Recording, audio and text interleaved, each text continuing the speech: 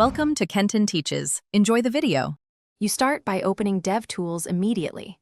Press Ctrl plus Shift plus I on Windows /Linux or CMD plus Option plus I on Mac. This is faster than hunting menus. Once done, right-click a page element and choose Inspect to land in the Elements panel with that node selected. Make sure the tab is active and not in an incognito window where extensions behave differently. Why this matters? Immediate access lets you inspect structure and console output without rerunning the page or losing transient state. Next, explore the core panels so you can both diagnose and fix. In Elements, you change markup and styles live.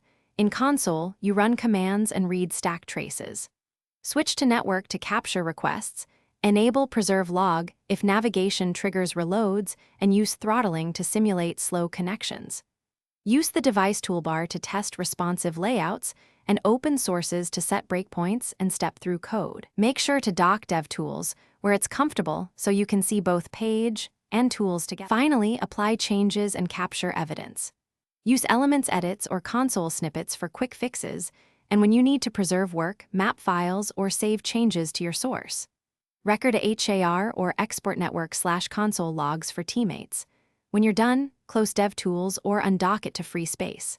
If DevTools won't open or panels misbehave, disable extensions, toggle hardware acceleration in settings, or restart Chrome. These steps resolve most environment-related glitches quickly.